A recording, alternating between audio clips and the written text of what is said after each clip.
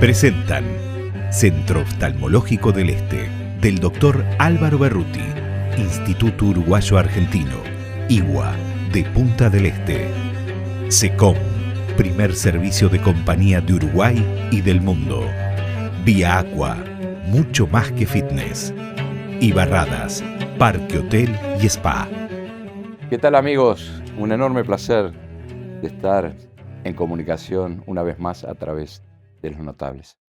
A veces hay que buscar pretextos o excusas para convocar a un invitado. Con el invitado de hoy no hay excusa ni pretexto, siempre hay motivos, ganas y razones para invitarlo. Pero en esta ocasión tenemos además una razón extra y es este libro de reciente publicación, de estupenda factura y mejor contenido.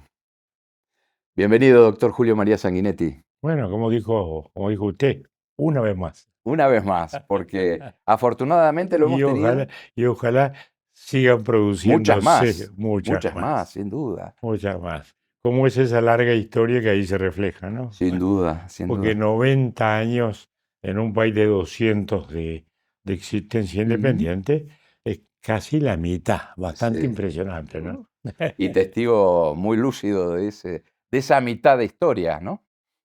Testigo, protagonista a veces, actor de reparto en ocasiones, protagonista en otras. Cronista muchas veces. Cronista siempre, porque es mi profesión y es lo que he hecho desde la escuela, porque ya en la escuela hice un diarito.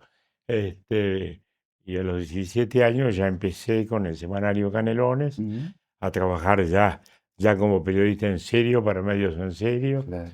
Enseguida Acción, en aquella época, bueno, con el elenco estelar que rodeó a Luis Valle en aquel momento, digamos, Maneco Flores, que era el director, Selmar Micherini, Glauco Cebolla, Luis Hierro, Luis Hierro Gambardella, en fin. Y los más jovencitos que veníamos ahí también en el grupo, ¿no? ¿Los jóvenes turcos? Los jóvenes turcos nos bautizaron. ¿Por qué los bautizaron los jóvenes turcos? Bueno, porque era un grupo que se suponía que era el grupo protagonista alrededor de la 15 de Luis Valle, y los jóvenes turcos es la vieja alusión al grupo de Kemal Atatürk en Turquía, que fue un grupo renovador. Entonces, como grupo renovador, nos decía los jóvenes turcos. Nardone, desde la otra punta, nos decía los comunistas Chapa 15. Él acuñó esa expresión. Los comunistas Chapa 15, que éramos nosotros, ¿no? Sí. Muy gracioso lo de comunistas, Sí, cuando hoy lo mira en perspectiva. Lo que pasa es que en aquellos años, digamos así, había muchas intervenciones, por ejemplo, de Estados Unidos, en Centroamérica, el caso de Guatemala, que fue emblemático. Y entonces, sí, nosotros los jóvenes quinsistas cuestionábamos ese Estados Unidos, pese a la larga tradición del Partido Colorado pro Estados Unidos, ¿no? Claro. Porque es el Partido Colorado el que hace un poco con Baltasar Brum, fíjese, digamos, el gran desvío de la proximidad a Gran Bretaña hacia los Estados Unidos, que era la potencia emergente. Pero tenía sus bemoles, ¿no? Más allá de su democracia. A veces salía a ejercer una policía democrática, como ha vuelto a hacer ahora, y entonces ocurrían episodios en los cuales nosotros cuestionábamos a Estados Unidos, y de ahí entonces, no ve, ahí están comunistas solapados defendiendo el gobierno de Arbenz en Guatemala, que eran comunistas, todos comunistas. Bueno, esos debates a veces en blanco y negro que todavía reaparecen de vez en cuando. Sin duda, sin duda. Ahora, doctor, este libro coincide con su cumpleaños número 90. Entre usted y yo, que no nos ve nadie. Que lo celebré en toda pompa. Dos veces, casi como cumpleaños gitano. Hay una celebración familiar que eso es habitual. No, claro. Pero la celebración importante es la que hice en la Casa del Partido. En la Casa del Partido antes, en diciembre, ¿no? Y que entendamos, ¿no? Yo siempre busco los pretextos que sirvan para la afirmación republicana. Entonces, que un presidente de 90 años, que fue 2 veces presidente, que han pasado tantos años de la vida política, pueda celebrar esos 90 años en la casa de su partido. Esté el presidente de otro partido, la vicepresidencia de otro partido, los expresidentes de 2 partidos distintos. Bueno, creo que eso es también una instancia republicana y eso es lo que procuraba yo, más allá de lo personal, que sin duda me enorgullece Sin mucho, duda. sin ninguna duda, y creo que legítimamente. Pero, pero las fotos son lo que valen. Es como cuando celebramos los 40 años. Ujú. De Y democracia. ahí estaba Mujica Sí. todavía. Y también en la casa del partido, que es muy curioso, porque en la casa de un partido. Bueno, lo que pasa es que los 40 años el gobierno no los había celebrado. Entonces lo llamé a Mujica y Claro. le digo, dígame, Pepe, ¿usted no aceptaría ir a la casa de nuestro partido a celebrar los 40 años? Nosotros nos sentimos muy compenetrados con lo que fue la salida democrática. No se ha celebrado lo bastante. Cuente conmigo, don Julio, me decía. Ujú. Porque yo fui Julito, fui Julio y fui don Julio. Claro. Este, y sí, Pepe Delía tenía 80 años y yo también, y a veces la gente se que miraba así porque me seguía diciendo Julito, Claro. como había conocido de niño, Lo conoció de niña a través de su padre, ¿no? a través de papá que estaba dedicado al tema del trabajo, porque era director de trabajo y era el mediador en todos los conflictos. Así que toda esa generación sindicalista lo conocía a todos. Pero vuelvo al tema, entonces los 40 años, celebrarlos con todos los expresidentes. Mujica ya muy cerca de su final Sí. y estaba muy mal, hizo un enorme esfuerzo para estar. Pero eso todos son episodios de afirmación republicana que el país tiene que hacer más que nunca hoy. Porque la democracia está bajo asedio en el mundo. No es un tema nuestro. Sí. La democracia occidental está bajo asedio. Está bajo asedio en 2 dimensiones.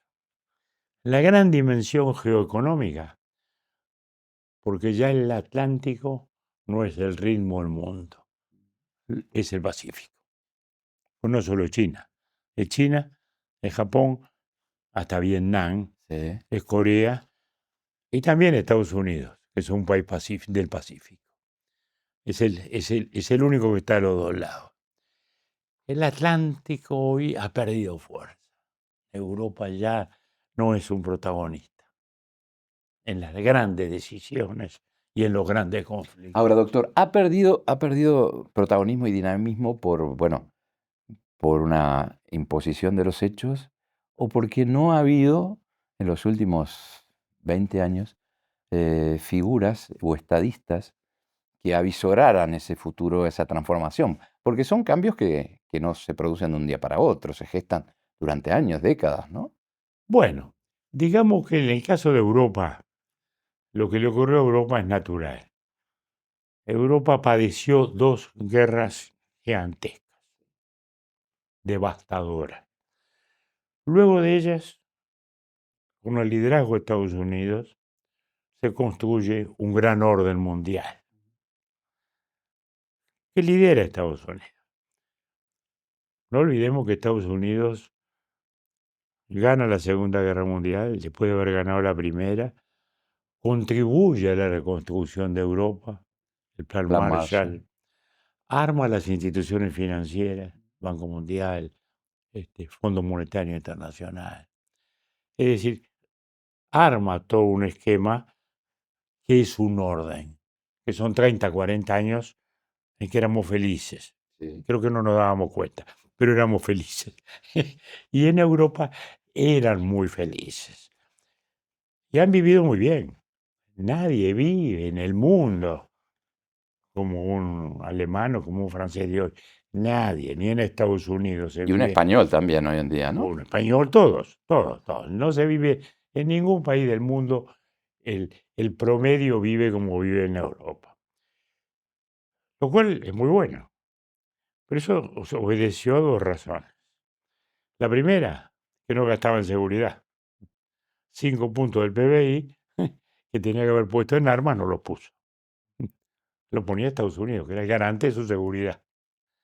Y ahora Trump, aunque lo haga de mal modo, como hace en general todas las cosas, porque a veces es como aquel, espero que no le toque aquel epitafio maldito que le hacían a Richelieu, ¿no? Decía, aquí ya es el gran cardenal. El bien que hizo, lo hizo mal. El mal que hizo, lo hizo muy bien. Bueno, y entonces Trump a veces hace mal el bien, Sí, sí. ¿no? Bueno, En ese pero estilo entonces, tan peculiar que entonces cuando le dice a Europa, se terminó la farra, yo no soy más el garante de tu seguridad, anda a comprar tus armas y armar tu ejército porque yo no voy a entrar más. Bueno, es un señor cambio. ¿Qué le había pasado a Europa? Bueno, en su proceso de reconstrucción, Estados Unidos quedó de garante, quedó 30 años, quedó 40 años, y ahora eso se terminó para Europa. Segundo tema, el bienestar condujo a la configuración de un Estado llamado Estado de Bienestar, con una gran protección social, etcétera, etcétera. Y aparece entonces esta feroz competencia que apareció muy rápidamente del Oriente. Entonces ya Europa perdió competitividad. Estados Unidos en muchas cosas.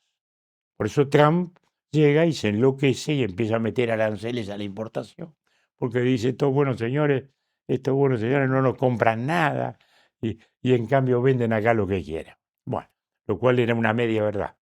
Es decir, los trabajadores norteamericanos no tienen empleo, lo cual, eso sí, no es verdad. Eso sí, no es verdad. Porque Estados Unidos no tiene desempleo. Lo que ha cambiado mucho es el empleo Y la calidad del mismo, ¿no? y la calidad del mismo. Entonces, ¿qué pasa? Europa perdió peso. El movimiento está allá, está en el Asia, está en el Pacífico. Y con una China poderosa, pero que tampoco ejerce un peso político.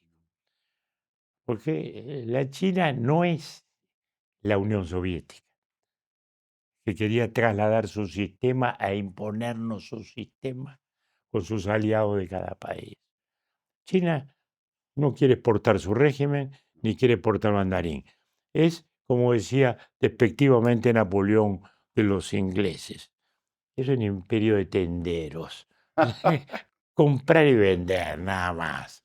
Bueno, Les ha ido muy bien con eso, ¿no? A los fantástico. tenderos. Y porque no es un país belicista. No es un país belicista. Usted piense en esto, nada más. El mayor monumento de la civilización más antigua de las existentes. Pues la civilización china es bastante más Sin duda. antigua que la nuestra occidental. ¿Cuál es su gran monumento? Una muralla.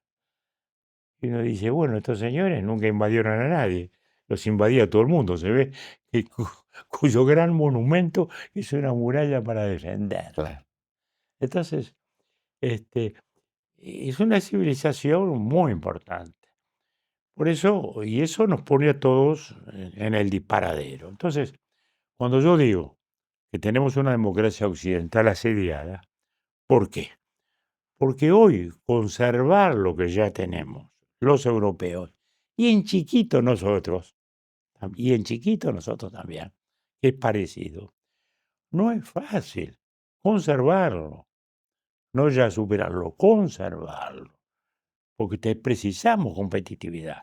Fíjese que nosotros, más allá de la transformación que ha significado hoy la celulosa, la forestación, todo eso, y también el avance muy interesante que tienen, digamos, las empresas digitales, Sí. que ya estamos exportando Software hace mucho tiempo. Sí. software, más de 2.000 millones de dólares.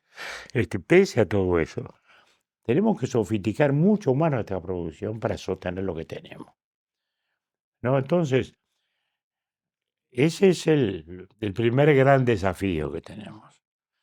Y ahora el otro gran desafío es la institucionalidad misma, porque se ha ido cayendo la política esta de, digamos, intermedia, y estamos en un espacio de extremos que aparecen entonces cambia todo. Resulta que ahora los populistas ya no son de izquierda, también son de derecha. Los antisemitas ya no son de extrema derecha, ahora son de extrema izquierda. Los proteccionistas ya no son los países socialistas, sino que el campeón de la libertad comercial, Estados Unidos, es proteccionista. Entonces, ¿qué revolución estamos viviendo y qué tránsito hacia un nuevo orden mundial estamos teniendo y viviendo? Y eso golpea la democracia. ¿Por qué? Primero, los humanos ya no nos comunicamos como antes. Y ahora la familia es el grupo WhatsApp, Sí. ¿no? No es la familia, ¿no? Estamos todo el día con el WhatsApp y creemos que eso es una familia. No, la familia es comer los domingos, los sábados, como comemos nosotros, y gritar todos a la vez. Este, Entonces, la comunicación es distinta. Como consecuencia, para los partidos, para la política, para todo, ha cambiado todo. ¿Cómo nos comunicamos? Ahora por redes. Y en las redes es un aluvión que viene todo, lo bueno y lo malo, la verdad y la mentira. No es fácil. Segundo, cambió en el empleo. Ya no hay más empleo para toda la vida, como era cuando, La tradición, ¿no? cuando era nuestra juventud y Ujú. íbamos a la facultad y aparecía uno que decía, no, mirá, entré al banco comercial, La carrera del este bancario, ¿no? sacó la grande, ya tiene casa, sueldo para siempre, crédito para la casa de veranero, tiene todo, ya está. Bueno, eso sí, ese mundo se terminó. No hay más empleo para toda la vida. Tercero, el empleo es distinto. Es decir, que hoy hay una gran, digamos, desafío de capacidad y de competencia.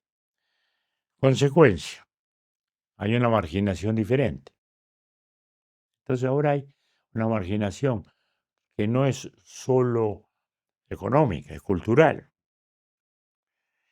Y entonces se empiezan a producir islotes de gente que ya no está digamos, en el manejo normal de una sociedad. Y todo eso empieza a repercutir. Empiezan los resentimientos. Ah, la culpa tiene los políticos, la culpa tiene este, la culpa tiene los gobiernos. Hoy día los gobiernos pierden elecciones. A veces dice, oh, viene una oleada de izquierda, viene una oleada de derecha, viene una oleada antigobierno. Los gobiernos pierden. Ganan los de izquierda y pierden, viene los de derecha y los de derecha pierden también. Porque hay una gran, como digo, hay una gran intranquilidad y un gran desasosiego. Y empieza la explotación de los resentimientos. Estos líderes populistas explotan eso, construyen el enemigo.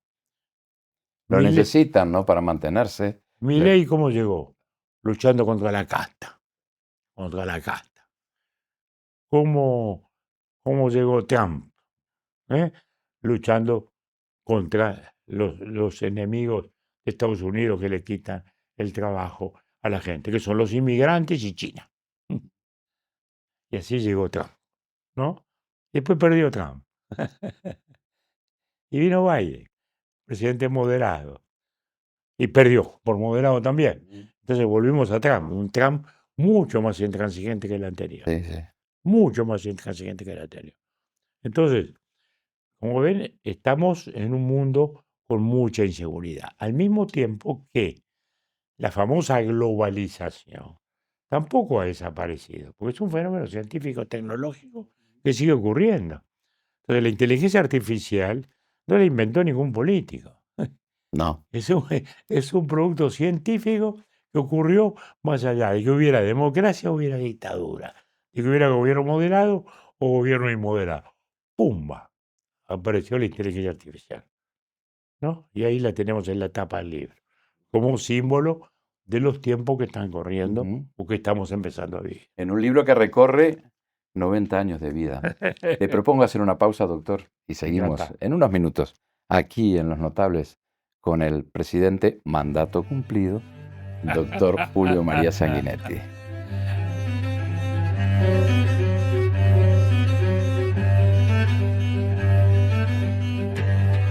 Y continuamos con el doctor Julio María Sanguinetti. La excusa, decía al presentar este programa, era hablar de este libro, entre otros temas. Pero, doctor, usted hace relativamente poco tiempo pronunció junto con su colega, con el presidente Luis Alberto Lacalle Herrera, una conferencia en ADM, donde justamente abordó el tema del fin del estado de bienestar en el mundo. Pero yo quiero que lo traslademos al Pago Chico, al Uruguay. El estado de bienestar fue el sinónimo y el símbolo del vallismo durante décadas. ¿Cuándo cree usted que ese estado de bienestar en Uruguay empezó a resquebrajarse? No, yo diría que no estamos hablando del fin de un Estado. Ujú. Yo la expresión que usé fue el agotamiento. El agotamiento. Bien. Es decir, el estado de bienestar sigue estando y va a seguir estando porque ya es el Estado en todas partes. En el Uruguay el Estado ballista ya no es el Estado ballista, es el Estado. Ujú. Fue el Estado ballista. Y eso es nuestra gloria y nuestro infortunio. Claro. Digo, nuestra gloria porque lo construimos, nuestro infortunio porque ahora todo lo usan, Sí. ¿no? Y ahora Pero ahora no es más, hasta medio, no es más aspiracional esa ahora, situación. bueno, lo que pasa es esto, es que lo mismo le pasó a Europa. Es decir, ese estado de bienestar, cuando decimos está agotado en el sentido de que ya no es un productor de bienes ilimitados. Cuando uno oye hablar en la televisión a los sindicalistas, o oye los políticos en campaña, prometemos esto y lo otro, y vamos a hacer esto, y más escuela, y más liceo, y más cárcel, y la lucha contra esto, porque es una prioridad la salud, y es una prioridad esto. No todo prioridad, nada es prioridad. Entonces, Claro. yo lo que digo es que ese Estado, en nuestro caso, por ejemplo, tiene oficialmente un 23% de presión fiscal sobre el PIB. En los hechos llega casi al 30% si le agrega los municipios, esto, lo otro, lo otro. Enorme, ¿no? Entonces, ya no hay más presión, ya no hay más inventos para seguirle Claro. agregando. ¿Eso quiere decir que el estado de bienestar se terminó? No, no, porque el estado de bienestar es el que afirmó la democracia. Y en el caso uruguayo, además, esto lo digo porque a veces en Argentina no lo entienden, Ujú. para decirlo groseramente, es el que evitó que tuviéramos el peronismo 40 años después. ¿Eh? O el peruanismo como tuvieron otros, ¿eh? O el caballismo varguista como tuvieron en Brasil. ¿Por qué? Bueno, porque fue anticipatorio, porque antes de que las masas reclamaran seguridad social, el Uruguay la fue construyendo. Por eso digo, esa es nuestra gloria. También hoy es nuestro infortunio. Para medio Frente Amplio dice, no somos ballistas. Ballistas. Y defienden a Cuba. Un totalitarismo espantoso. Defienden a Venezuela, una dictadura. Se dicen ballistas. No, padre. Serán cualquier cosa, pero ballistas no. Usted escribió no hace mucho una columna en el diario El País que tituló Siempre con las dictaduras. Y es verdad. Y es verdad, Me porque la pareció izquierda, maravilloso. bueno, porque lo que ocurre es que, digamos, lo que llamamos el pensamiento de izquierda ha tenido la magia comunicacional Sí. de que su sentimiento de aspiración de justicia, que es el núcleo esencial de lo que llamaríamos izquierda, ¿no? Y llamaríamos derecha al del orden liberal. Simplificadamente, como se hace, digamos, la izquierda está siempre vinculada en todos sus momentos a concepciones autoritarias. En la Revolución Francesa, nuestra revolución, la revolución liberal de fin del siglo XVIII y siglo XIX, ahí nace la izquierda. ¿Con quién? Con los jacobinos, Robespierre. Termina en el terror. Sí. Luego, Robespierre será la fuente de inspiración del gran triunfo, la gran esperanza del movimiento socialista. Rusia, la revolución, se cayó el zarismo, fantástico. ¿Qué vino? El estalinismo.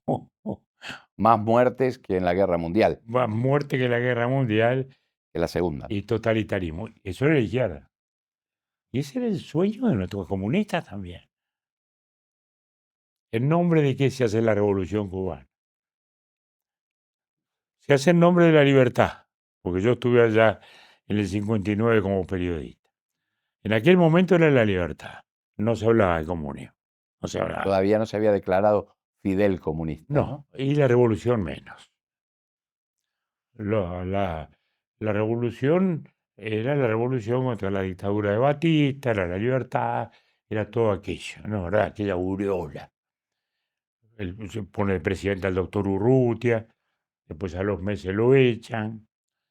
Eso por ahí lo cuento, creo, porque estábamos en el hotel, en el mismo hotel, el viejo Habana Hilton que se llamaba Habana Libre, ahí estaba Fidel, ahí vivía Fidel también. Y yo una noche voy a tomar el ascensor, Fidel con 3 custodias. ¡Pum! Me mandé para adentro. Digo, Fidel, comandante, dígame, ¿cómo es esto? Resulta que el doctor Urrutia lo liberó a ustedes lo hacen presidente y ahora lo echan y asume usted. No, yo te voy a explicar, chico. Bueno, y ahí bajamos el ascensor y me tuvo una hora Me a imagino. medianoche, él ahí, yo cada tanto pasaba un aviso. Pero vuelvo al tema. ¿Qué ha sido Cuba? Se declaró comunista. Era el sueño, vuelvo a decir, era el sueño de nuestra generación. Yo me aparté rápidamente, porque ya cuando escribí las notas de allá y en el aeropuerto, Marta me reprocha, me dice, pero qué frío vos con la revolución. Estoy frío. Por No lo- vi el comunismo en aquel momento, pero vi al caudillo latinoamericano típico. Le digo, mira que esto no sé en qué va a terminar. Fidel es el clásico caudillo nuestro que se va a quedar con todo. No vi el comunismo, eso sí, porque tampoco el Che Guevara se veía. Estaba en la cabaña fusilando gente, pero no aparecía. Claro. En cambio sí, otras figuras. Entonces, ¿en qué terminó Cuba? Un totalitarismo. Y eso es lo que ha defendido y todavía la nostalgia de la izquierda sueña con Cuba.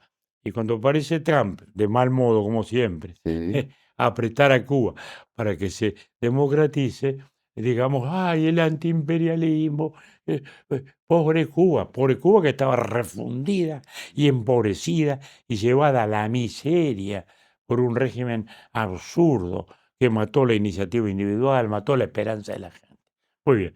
Entonces uno dice, y entonces, ¿cómo es esto de la izquierda liberadora? ¿Dónde está? Yo creo que ¿sabe? Lo importante de la llamada izquierda a lo largo de todos los tiempos es que desafió al liberalismo. Y el liberalismo con su versatilidad se fue adaptando. Por eso nació, por ejemplo, la socialdemocracia, Sí. que era conciliar la libertad con ese Estado que procuraba El bien. compensar las desigualdades que inevitablemente generaba la libertad, porque los seres humanos somos distintos, producimos distinto y como consecuencia hay desigualdades inevitables. Ahora, doctor, ¿por qué cree usted que esa revolución que fracasó a los pocos años de llegar, y estamos cumpliendo 67, ¿no? En números redondos, años de instalado ese régimen abominable, sigue teniendo tantos adeptos en Uruguay, en la izquierda, pero no solo en las generaciones mayores, que uno puede comprender en ese proceso de que las personas mayores, honrosas excepciones, no se adaptan a los cambios. Pero en la gente joven siguen viendo a Cuba como un modelo. Yo no creo que ya lo vean como lo miraron los jóvenes más hoy viejos, ¿no? Yo creo que la nueva generación ya mira con más realismo. Me da esa impresión. Lo que sí hay la mitología. El mundo es realidad y mitología. La propia revolución cubana. Y Fidel murió en la cama. Es, es cada vez Fidel es menos. El mito, ¿quién es? Che Guevara, Mm. que es más que Cuba, es la aspiración de justicia, la rebelión por lo justo. Y entonces ahí está el mito. Los mitos son esos, son construcciones que superan la realidad. Miremoslo en nuestro pequeño Sí, predio. El doctor Vázquez es el primer presidente del frente de la izquierda que llega al gobierno. El presidente 2 veces. Hoy es uno más. En cambio, Mujica es el es el mito. gran mito. Porque es así. O sea, Marilyn Monroe fue la mejor artista de su época, pero ni por asomo. Pero ni por ningún lado que lo mire. Pues Marilyn Monroe fue una gran artista, ¿no? Era un artista del montón, pero es el ícono. Mm. Es el ícono de la belleza un tiempo y ahí está, y no la vas a sacar de ahí a Marilyn Monroe. Y contra los mitos no se puede ir. Y contra los mitos no se puede. Entonces está el mito de Cuba como sueño utópico por la justicia. Fracasó, sí, porque los hombres lo hicieron fracasar, pero sigue el sueño vivo. Es un disparate, pero la gente a veces vive de los sueños y prefiere los sueños a las realidades. En otro artículo suyo del diario El País, eh, usted fue muy agudo bueno, en un análisis que hizo y terminó ese artículo diciendo sobre el actual gobierno del presidente Orsi, el gobierno va a tener que optar entre el país y los sindicatos. Y ponía allí los ejemplos del conflicto de Conaprole, el conflicto de la pesca, bueno, las FENAPES. ¿Cuál es? Eh, ¿Qué pasa? El Frente Amplio es un movimiento que incluyó cosas muy disímiles. Un gobierno una pata socialdemocrática y demócrata cristiana, en su momento, Sí, con Pablo Terra y Astori, ni hablar Michelini, figuras de una talla muy importante cuando también, ¿no? empezó Michelini, Batalla, etcétera. Luego, un socialismo que siguió siendo marxista y se sigue declarando marxista. Un comunismo que sigue al pie de su comunismo como si no hubiera pasado nada. El muro sigue allí. Está acá, pero está, el muro, el muro. ¿Y qué ha pasado? En su momento hubo liderazgos fuertes que manejaron las cosas. Tenían el poder real de manejar. Entonces el sindicalismo, que era una pata fuerte del frente, tenía una cierta contención. Hasta el punto que Mujica dijo de los sindicatos de la secundaria, dijo, eso hay que reventarlos a todos, hay que reventarlos.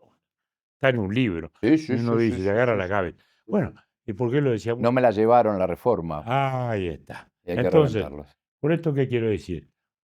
Que los líderes políticos tenían conciencia de los límites y eran líderes de fuerza.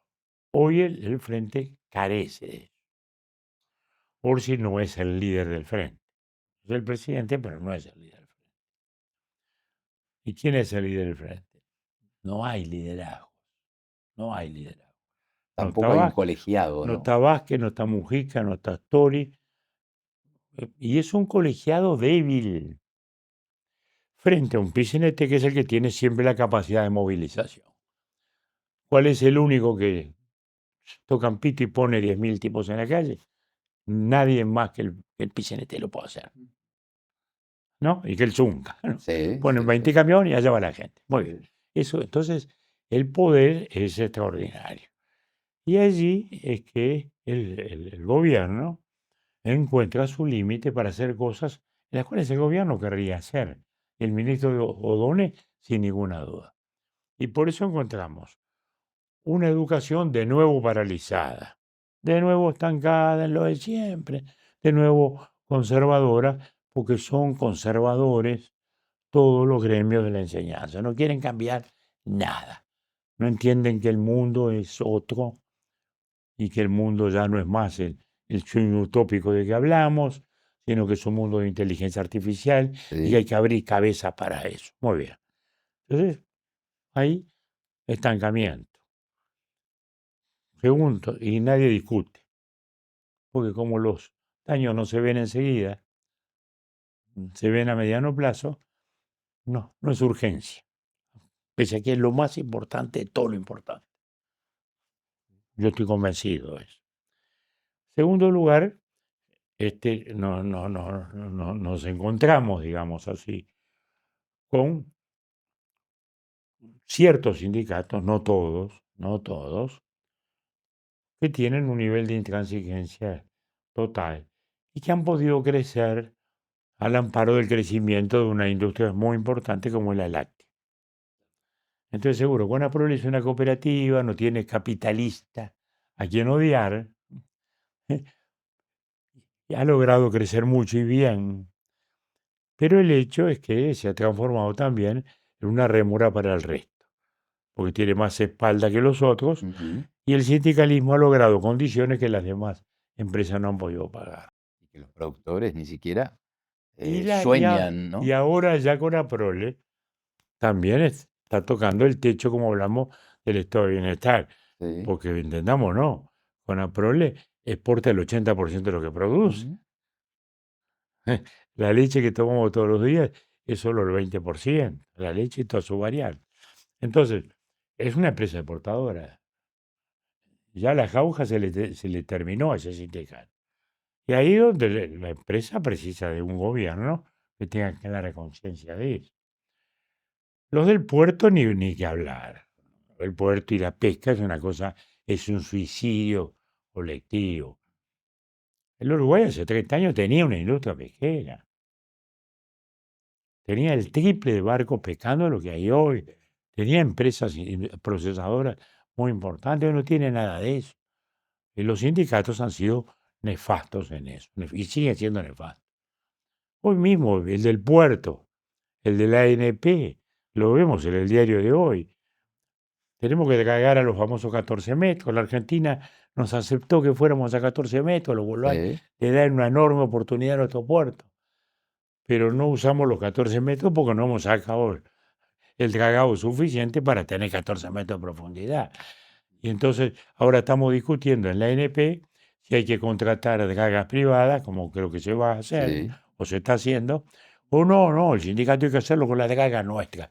¿Y dónde están las dragas nuestras?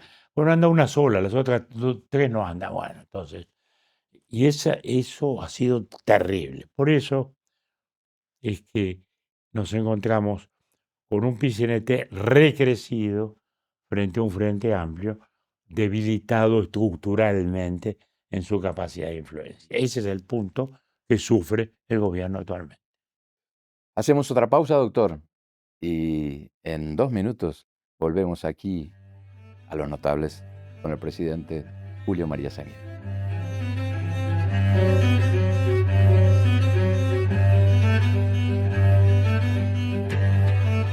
Y continuamos con el doctor Julio María Sanguinetti. Ya de pique sabíamos que esta entrevista, el tiempo nos iba a quedar corto, pero bueno, tenemos todavía unos minutos. Apelamos a su generosidad y a su paciencia, que además...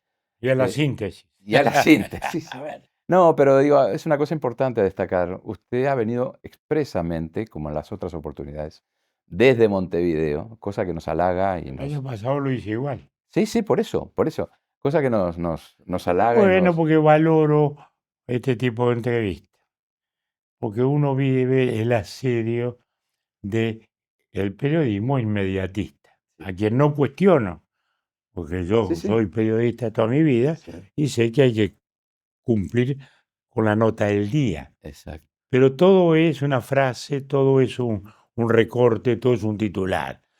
Entonces, no siempre hay la oportunidad de sentarse como estamos acá, ¿no? Tomamos un cafecito, hablamos, divagamos un poco, este, arreglamos el mundo como hemos estado en este rato, y eso yo lo valorizo. Entonces, por eso lo hago con mucho gusto, frente a alguien con el cual puedo discutir y hablar de estas cosas con comodidad. Bueno, para nosotros es un privilegio, es un honor. Doctor, quiero ir a algunos personajes que en su larga y rica vida política y como intelectual ha conocido. Y en estos momentos hay un tema, entre los muchos temas candentes, es España, donde hay un presidente, señor Pedro Sánchez, que en la historia de la democracia española no ha habido un jefe de gobierno tan cuestionado como él. ¿Cómo ve ese fenómeno?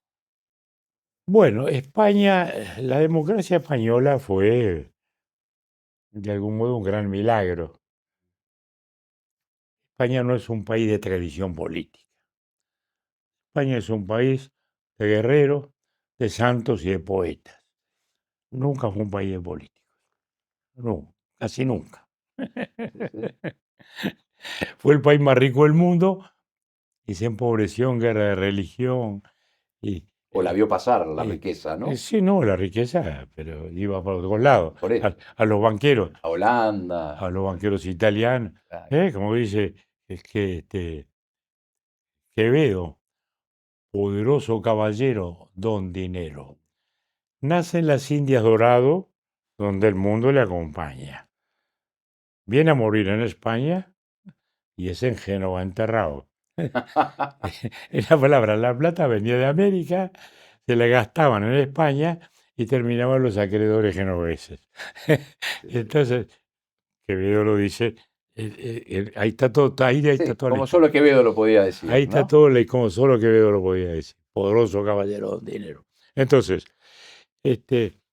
España tuvo el gran milagro del posfranquismo, que fue una constelación que se conjugó de grandes políticos como fueron Adolfo Suárez y Felipe González, líderes nacionalistas como Manuel Fraga y Jordi Pujol, Sí. que supieron entender que era el momento de reconstruir España como entidad y no de despedazarla.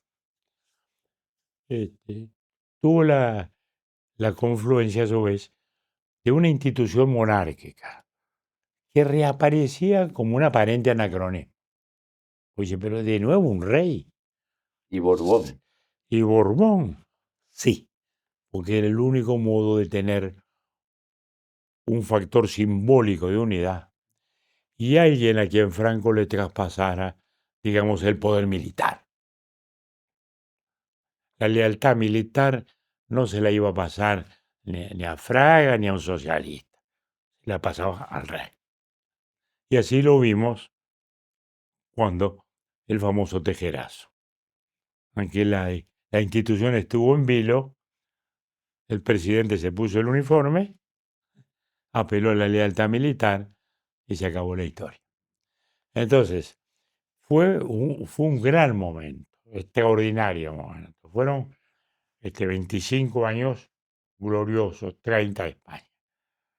Los de Adolfo, los 14 de Felipe, y le añado también lo de Aznar y Rajoy en el sentido de que no fueron años de gran innovación, pero sí años de una España que seguía siendo algo, un proceso de regeneración muy importante, que a su vez tenía un gran impacto en nosotros, porque luego de las dictaduras, España era el ejemplo. España era, se puede, aún después de una dictadura como la franquista, se puede construir una democracia. España era el ejemplo de todo eso. Y España, que había estado divorciada de América Latina, México ni embajada, ni relaciones diplomáticas tenía con España, España se incorpora a nuestro mundo y nosotros al de España. Y entonces los Octavio Paz y los Carlos Fuentes y los Onetti empiezan a tener eco por un rebote de España. Si no hubiera ocurrido todo lo que pasó, Onetti seguía siendo el escritor de culto de los aficionados que En Uruguay tenía, solamente. que tenía en Uruguay y Argentina.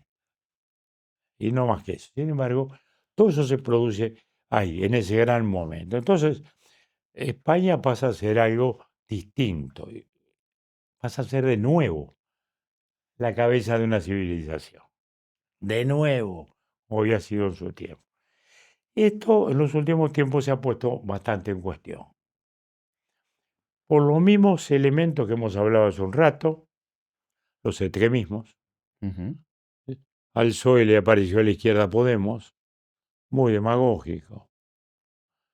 Por suerte se viene diluyendo. Al PP le apareció la derecha Vox, con un radicalismo de derecha muy fuerte, ¿no? Y con una prioridad nacionalista muy fuerte. El nacionalismo vasco está más después del fracaso de ETA y de todo lo que sufrió con ETA, ¿no?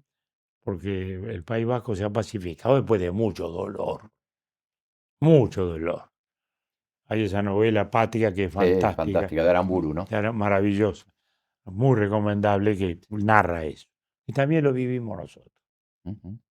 Sí, tuvimos coletazos muy serios acá, ¿no? También lo vivimos nosotros. Entonces, y los catalanes son los que han estado efervescentes en los últimos tiempos y han generado muchos conflictos. Y luego tuvimos ahí un tema que se viene sorteando bastante bien, pese a todo, que es una crisis adentro de la Casa Real. Porque un rey histórico como Juan Carlos, y absolutamente histórico, eso no lo va a cambiar nadie, Ahora, es el gran rey de eso, tiene claudicaciones personales que lo llevan a claro, claudicación. pero ¿no cree que ha sido injusta la historia con don Juan Carlos, con el rey Juan Carlos? No, la historia no, Bueno, la, todavía no se ha expedido, pero la historia no es un tribunal de justicia. La historia narra, cuenta, sí, y en el cuento se dirá que fue el rey de la democracia en España. Y que como buen Borbón que era, sí, tuvo excesos sus personales, deslices. como buen Borbón que era. Hasta que vino su hijo, que la ha tenido muy difícil. Sí. ¿Por qué la ha tenido muy difícil? Por muchas cosas. Primero, porque él en principio no era Borbón realmente. Él es más hijo de su mamá, De la Casa de Grecia, ¿no? más temperamentalmente de los grecos alemanes, Claro. como su mamá, ¿no? A quien también conozco mucho y Le voy aprecio. a pedir una anécdota que está en Y el aprecio, libro. y aprecio Doña mucho, Sofía. y aprecio mucho a doña Sofía. Y a él también, yo le tengo un enorme afecto a él, enorme afecto. Que lo llamó el 6 de enero por teléfono. ¿Cómo fue eso, doctor? Fue increíble. Yo había cortado todos los, le digo, no me pasen teléfono, que me van a Que enloquecer. estaba en la casa de unos Me amigos por había la ido a la casa. casa de un amigo acá en Punta del Este, Sí. donde celebro tradicionalmente el cumpleaños. Entonces me pasan, me dice, hola Julio, ¿cómo estás? Bien, bien, muy bien, muy bien. Acá habla Juan Carlos, bien, te llamo por tu cumpleaños. Yo decía, pero ¿quién es este? ¿Quién es este gallego? Pensé en Claro. mi jerga nuestra y no me daba cuenta. Digo, bueno, ¿y por dónde andas? Bueno, acá por Abu Dhabi, como siempre. Ay, ahí me cayó la tarjeta. Era él, muy simpáticamente llamándome por el cumpleaños. Porque hemos festejado el cumpleaños de Marta, por ejemplo, con él. Claro, esa anécdota es Por maravillosa que por está en el ejemplo. libro. Sí, en el restaurante Zaracaín. Estábamos ahí, en una cumbre.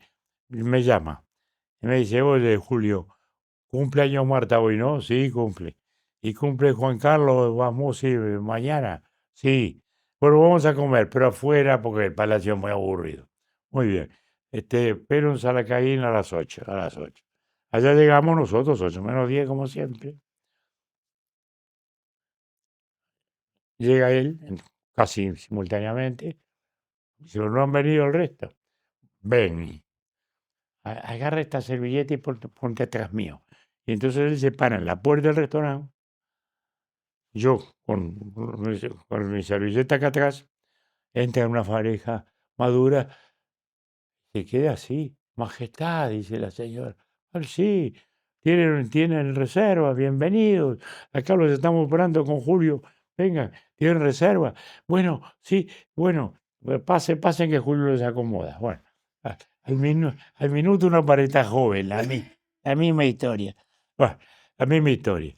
Y luego por ahí llegaron. Entonces, él era de esas actitudes Esa espontáneas salida, que le daban ese tirón popular que indudablemente tuvo. claro. Era muy popular y lo fue. Desgraciadamente, tuvo esas caídas personales. Tal. Su hijo la ha tenido difícil, pero la ha sobrellevado muy bien. Con mucha dignidad, Y además, ha ¿no? firmado la monarquía nuevamente. Y la monarquía de nuevo, yo que soy un republicano A la médula, ¿no? hasta la médula, siento que allí la monarquía es útil, porque esa locura de pedazos españoles no lo ata a nada sino la monarquía. Ujú. Y el actual rey, felizmente, lo ha podido hacer. Y ahí hay otra Pero figura. tiene ahí la crisis, en este momento estamos viviendo una crisis fuerte del PSOE. Hasta el punto que mi amigo Felipe dice, Ahí hoy lo no ves. sé si voto al PSOE.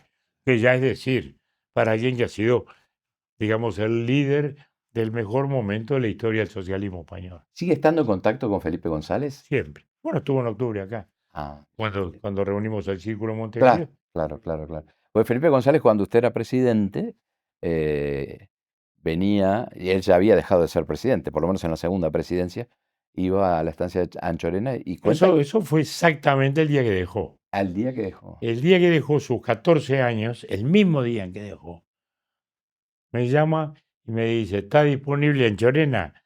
Y digo, no precisé preguntarlo.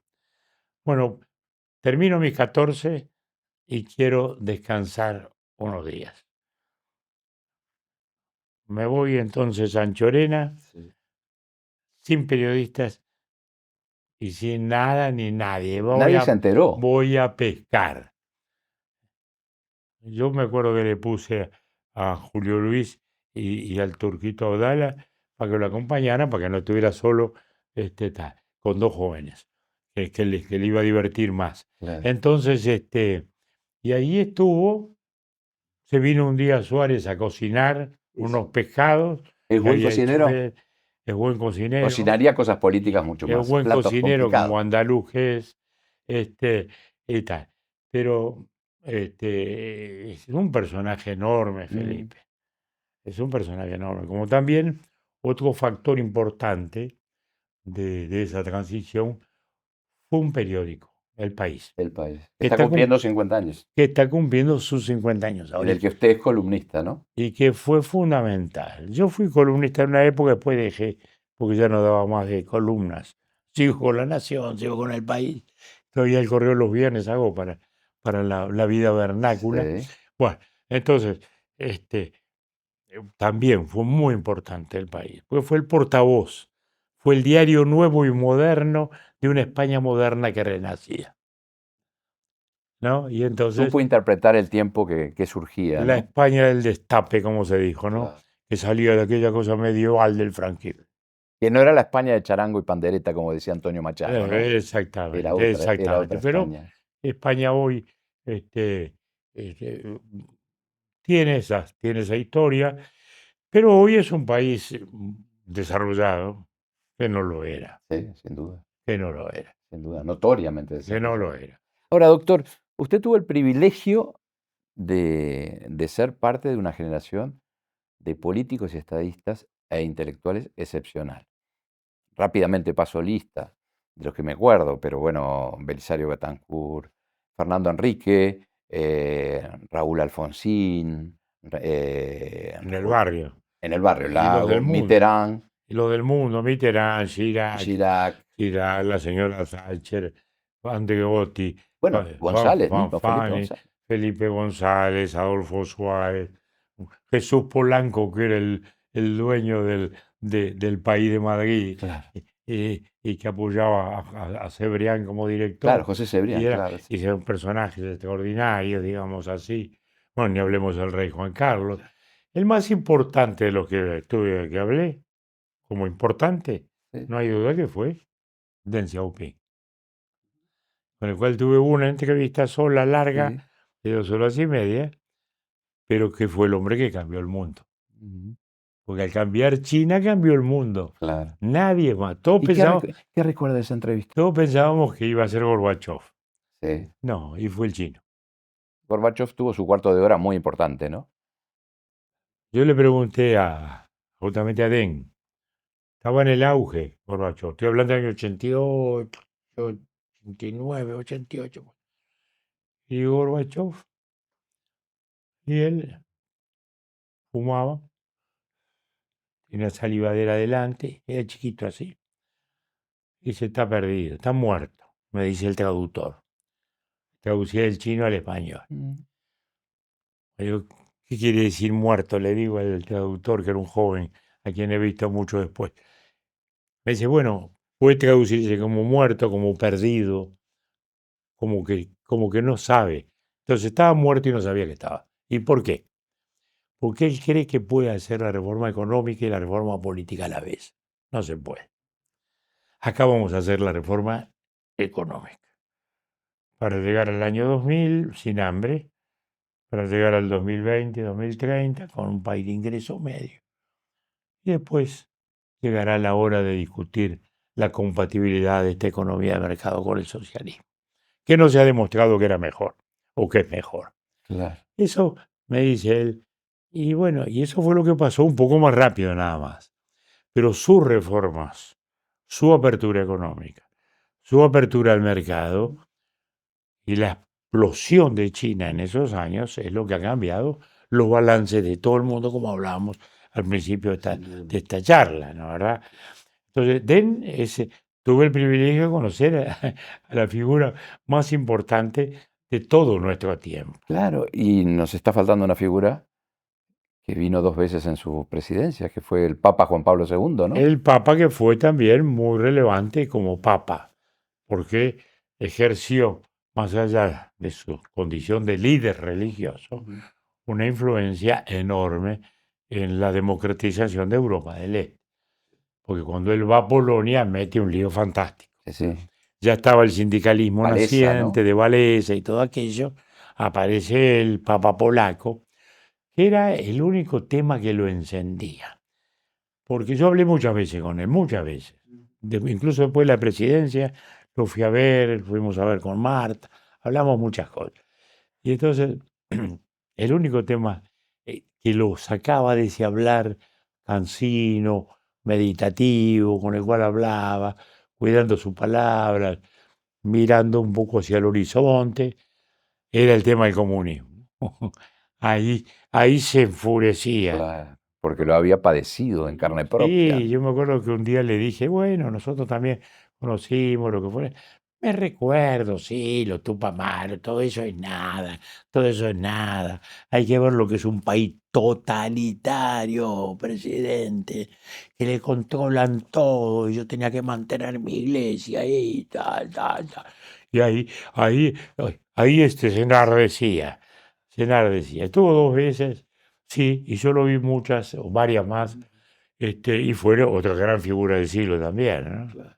Otra gran figura. Y que acá en el barrio, en el Pago Chico, después la polémica por la cruz y todo eso.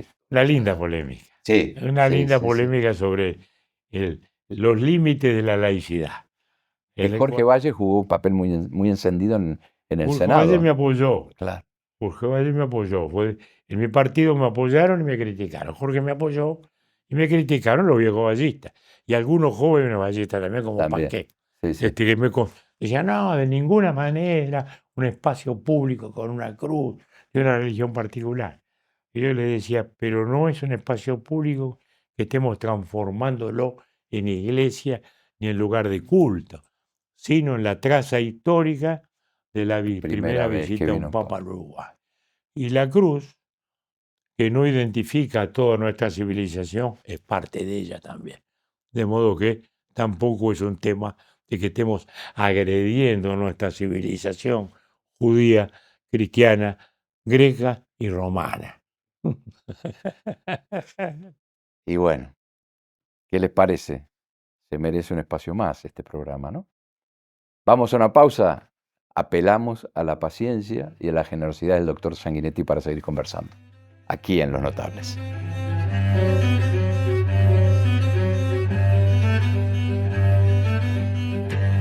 Y el presidente Sanguinetti vino a presentar este libro que es realmente muy recomendable porque es la historia de su vida y la historia del país y de una parte del mundo a través de fotografías, ¿no? Usted habla de miles de fotografías que tuvo que seleccionar con el equipo de gente que Sí, 40, 50.000 fotos tengo. 30, 35.000 ubicables perfectamente en unos 600 álbumes. Qué impresionante. Y bueno, Y acá está el registro fotográfico por aquello que una imagen vale más de 1000 palabras, pero esa fue la idea. Un libro distinto. Porque normalmente las memorias sí, son un texto sí, largo. Yo mis memorias las he ido poniendo en los libros de historia que claro, he claro. En escrito entregas, digamos, ¿eh? por entregas, sí. Porque aparte de la historia hago un recuadro y hago algo de memoria. Mm, Porque la memoria es simplemente el ladrillito para la historia, que es más compleja, porque reúne más cosas. Las memorias son así. Y las fotos, los libros de fotos son libros de fotos lindas. sí, sí, Pero realmente. entonces acá, por ejemplo, la Constitución 67, que es la que nos rige, importantísimo. Yo trabajé muchísimo con juristas, redactando esto, lo otro. Lo único que encontré fue una fotito en que está la delegación colorada, que era el doctor Lanza en la 99, yo de la 15, el doctor Luisi por el gestirismo y el doctor Moraotero por los colores independientes. Y bueno, había que poner eso. ¿Qué vamos a hacerle? Claro. En otro, seguro. Era el registro que tenía o Y que bueno, tiene, claro. sí, con las visitas oficiales a España o Italia podíamos hacer la ola, de Claro, 30 páginas tipo la ola. Pero sin bueno, duda. hay que poner una. Exacto. Pero a mí me sorprendió una cosa y es el prólogo. Y en el prólogo uno encuentra a otro doctor Sanguinetti. Porque en los libros anteriores era el cronista, el periodista, o es el cronista, el periodista, el hombre que maneja muy bien la historia. Pero acá hay una veta poética, doctor, si usted me permite. Hay un testimonio personal. Claro, pero tiene una carga poética importante, ¿no? Bueno, porque la vida lo tiene. Porque ¿qué es la vida? ¿Qué es la poesía? Sí, ¿Eh? sí, ¿Qué sin es la duda. poesía? Es fan- Y como le preguntaron a Borges un día, una señora un poco despistada, y le dice, pero Borges, ¿y para qué sirve la poesía? Y Borges la mira y le dice, señora, ¿y para qué sirve un amanecer? ¿Y para qué sirve el perfume del tarro de café cuando lo abrimos? ¿Para qué sirve una caricia? ¿Para qué sirve la muerte? Y bueno, esa es la poesía. la vida. Y ahí, ¿qué es? El prólogo son una especie de introducción o de balance, si usted quiere, a mi vida. Por eso se titula Sin créditos a cobrar. Sin créditos a cobrar, porque no le tengo créditos a cobrarle a la vida. Mantengo Y a nadie. aficiones, amores, no odios, nunca acumulé odios. Siempre fue muy perdonador, cosa que me han cuestionado muchas veces en política, pero es mi modo de vivir y me mostrar. Y también siento que no tengo cuentas a saldar. Eso lo dirán los posibles acreedores, que son todos los ciudadanos. Claro. Pero siento esa tranquilidad. De ahí ese prólogo en el cual digo, bueno, acá está mi vida, ¿no? Y usted dice, entre otras cosas, citando bueno, a gente que fue amiga suya, grandes escritores. A Carlos Fuentes, por ejemplo, dice, la victoria de ser presidente desemboca fatalmente en la derrota de ser expresidente. Eso lo dice en la silla del águila un personaje de, de Carlos De Fuentes, Carlos Fuentes, que fue un claro. gran amigo mío además, y nuestro, digo, porque era muy amigo de Marta también. Y yo no viví eso al revés. Como expresidente seguido sintiéndome muy útil, sin ir más lejos. Pero ha sido muy proactivo, sigue siendo muy Sin ir más proactivo. lejos, en la construcción de esta coalición republicana Sí. tuve un capítulo, o sea que me he seguido sintiendo útil, no siento esa derrota, al revés, como decíamos hace un rato, cuando alguien puede festejar los 90 años con todo el mundo, bueno, eso es más victoria a la vida, ¿qué le puedo pedir? Aquel epitafio que es un verso de Amado Nervo que China Zorrilla decía tanto, ¿no? Repetía, vida nada me debes, vida estamos en paz, Bueno, ¿no? yo siento un gran sentimiento de paz, sí. También siento el agonismo de seguir trabajando, porque así como hago esto, tengo en la cabeza 2 libros más o 3, de los cuales podría ser, no sé si podría ser uno, ¿no? Pero, ¿Por pero qué no? y bueno, porque algunos son más difíciles que otros o llevan más tiempo, digamos. Claro. Por ejemplo, hace tiempo que tengo un libro que se titula 1828, tengo el título y el momento. La Convención Preliminar de Paz. Aquí, y el Sí. fusilamiento de Dorrego en Buenos Aires, Ah, y el comienzo de la caída del imperio en Brasil. Entonces, 1828 no es simplemente una fecha uruguaya. en la región muy importante. La región es muy importante, pues Y para el mundo que vendrá. nosotros nacimos de un tratado de paz entre el Imperio de Mm, Brasil y la República Argentina. Pero a su vez en la República Argentina nace la grieta que hasta hoy no se ha podido cerrar, porque Dorrego sigue siendo el emblema de unos y sí. el odio de otros, hasta el punto de que cuando la doctora Kirchner quiso reescribir la historia, puso Instituto Histórico Manuel Dorrego y le pidió a Pacho Donel que reescribiera la historia.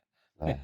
Bueno, especialista en armar grietas esa señora, ¿no? Vos, Tremenda, ¿no? Y hay otra frase que usted cita, que es de un personaje de García Márquez, de los 12 cuentos peregrinos. Dice, uno envejece más rápido en los retratos que en la vida. y es verdad, y es verdad, porque en la vida vamos envejeciendo todos juntos, Sí. ¿no? Y en cambio la foto es como un golpe, dice, oh, mirame a mí acá a los 20 años, o a los 40, o a los 50 en mi caso, o a los 60. Pero bueno, uno mira acá las fotos y lo mira y lo escucha y bueno, yo creo que, Bueno, porque la cabeza felizmente sigue andando. y por mucho tiempo más. 66 años casado con Marta Canesa, profesora, historiadora, 2 hijos, 4 nietos y un bisnieto. Un niño, con el cual cierra el libro.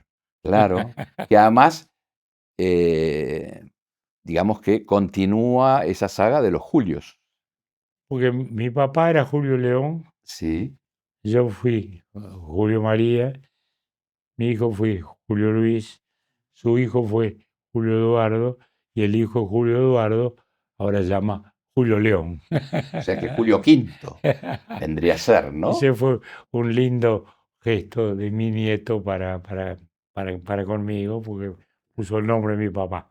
Así que Y, seguimos los Julios. y en este libro hay algo que me parece tan lindo que usted rescata, y es el orgullo por su familia, por ese hogar que formó Y con su señora. es muy Pero importante. bueno, en tiempos en que la familia se relativiza, es bueno, creo que es muy bueno leer y ver, porque usted habla con mucho orgullo de sus hijos, habla con mucho orgullo fundado de sus nietos y por supuesto de su mujer, ¿no? No, y porque también uno siente el orgullo de los que están atrás. Y mi padre fue un gran trabajador, un gran servidor del Estado, este, en las instituciones sociales del Estado, digamos. Para mí fue el ejemplo de servicio público, ¿no? Este, eh, mi abuelo, su padre era militar, Claro. o sea que representa otro tipo de servicio público, en este caso, desde nuestra visión colorada, ¿no? ¿Verdad? Ujú. Por otro lado, tengo los blancos. Y eso también ha sido una escuela. Eso ha sido una escuela también, Usted porque es bisnieto de Chiquito yo Saravia, soy ¿no? bisnieto de Chiquito Sarabia, el muerto en la carga En la Arbolito carga de en Arbolito. 1897. Mi abuela Regina, que vivió 100 años, Sí. este, y que tenía claros todos sus recuerdos, este, muy blanca, blanca independiente. Cuando la interna del 82, en la dictadura, Sí, hacen la interna, la voy a ver y le digo, abuela, bueno, está, la vengo a visitar como siempre. Y me dice, yo nunca tuteé a mis abuelos desde ya, y me dice, mira, Dice, esta es la elección más linda de mi vida. ¿Por qué, abuela? ¿Es una interna? No. Es la única elección en que podés ganar vos y pueden ganar los blancos. Porque en la interna del 82, el Partido Nacional había sacado más votos que el Sí, que el Colorado. Partido Colorado, claro. Y, Y y usted la- ganó en la y la- interna. y yo había ganado la interna. Entonces era la única que podía. Y era blanca independiente. Las hermanas eran herreristas. Pero ella no comulgaba con Herrera. Decía, no, el viejo Herrera no me gusta, le dio manija a Terra para el golpe de Estado, y Terra Terra era un hombre de Estado, oficializó la quiniela. A él le encantaba jugar a la quiniela, jugaba los vintencitos a la quiniela. Era divina, Increíble, era increíble. divina. Pero bueno, uno lo escucha, ve en el libro, y esa cosa de esa convivencia entre colorados y blancos. Y hoy en día usted, bueno, ya hace unos cuantos años, pero usted sigue preocupado en que la coalición se revitalice, la coalición republicana, que Bueno, se una revitalice, linda que... construcción. Pero ahí En hay ¿no definitiva, cree que hay un son mandato los, histórico? son los espacios de pensamiento que se han ido dando. Yo hace muchos años hablé de las familias ideológicas. Sí, Y mi amigo de la calle Herrera se enojaba y decía, no hay familias ideológicas. ¿Dónde sacaste eso? Y saqué de que hay familias ideológicas. Hay una familia de cabeza socialista y una familia de cabeza liberal y democrática y republicana. Hay. Más allá de todos los matices y de las fronteras que se dan, ¿no? Porque hay socialistas, demócratas, sí, sí. y hay también muchos liberales que han sido autoritarios. Pero, grosso modo, hay esas grandes familias. Y entonces, este, siempre pensé que eso iba a seguir ocurriendo en el país, que las familias ideológicas se iban a tener que reunir. Y así ha sido, y así ha sido, felizmente. Y lo importante es que tenemos una democracia a cuidar. Mire lo que ha sido el panorama de la América Latina. Sin duda. Mire lo que es el panorama de Europa. Mire Colombia. Colombia tiene partidos tan viejos como los nuestros, casi tan viejos. Hoy no están más ni los liberales ni los conservadores. Perú. Está este extraño personaje de Petro. Y ahora vamos a ver quién gana. ¿Quién queda? Y el que gana no sabemos lo que es un enigma. En Chile, después de una transición fantástica, después de Pinochet, con grandes gobiernos demócratas cristianos y socialistas y liberales, nos encontramos con que nos vamos hacia un joven sindicalista estudiantil para acá, ahora nos vamos a un señor del Opus de derecha acá. Chile, con una gran tradición republicana. Perú, bueno, todo lo que le ha pasado. Venezuela, ni hablemos, una tragedia, desgraciadamente, aún en curso, con alguna lucecita amarilla ya, sí, de esperanza, alguna lucecita verde más lejos aún, pero creo que está la lucecita, ojalá. De modo que acá hay una democracia a cuidar, y hay partidos a cuidar, y hay instituciones a cuidar, y hay un diálogo a preservar. Ese debate de la democracia, en que podemos discrepar en el respeto recíproco. Y eso, bueno, eso es lo que uno trata de mantener vivo. Y eso se hace día a día, ¿no, doctor? Es el día a día. Como la vida día a día. Doctor, tenemos que cerrar, lamentablemente. Yo seguiría conversando con usted y disfrutando de su conversación. Pero queremos hacerle un regalo. Yo voy a invitar a que mientras ver. usted conversaba o conversábamos, Elías Ricardo Figueroa, mire qué nombre, lo retrató. Elías, por Yo favor. miraba el enigma de ese Atril. atril y decía, ¿qué está pasando allá? Imaginé algo de esto. Ahora Elías, sí. vamos a ver, viene el cañonazo. Elías es un artista de Paysandú, pero que vive hace muchos años en Manantiales y bueno, tiene esta virtud. Bueno, pero encantado. Upa, mira. Es un humilde retrato No, pero no. hecho con mucho respeto. No, ni humilde, ni nada. Es un señor retrato. Es un señor retrato. Mirá, muy bueno. Y Elías me decía cuando lo convoqué, Bueno, Es el, muy de los bueno, políticos es el último que faltaba muy bueno, dibujar. muy Bueno, que bueno. lo disfrute y la verdad que un placer. Muchas gracias. gracias Elías. Gracias, Diego. Y bueno, Otro regalo. a un escritor como Eh, usted van los- ahí un par de libros, los porque libros. usted siempre se hace tiempo para la lectura. Ah, mira. Y bueno, me pareció Ah, que este me interesa particularmente. Uy, lo intenté comprarlo otra vez y no apareció. y bueno, porque se lo teníamos que regalar aquí. Editorial Planeta, Los Notables, que es este programa, y el Hotel Barradas, que es esta casa que nos da cobijo hace Por muchos suerte, años, por por suerte, suerte, por y que suerte. así siga siendo. Doctor, un Muchas- placer tenerlo acá, Muchas gracias. y bueno, nos veremos la próxima temporada, ¿no? Esperemos que sí. Y con ustedes en 7 días aquí en Los Notables.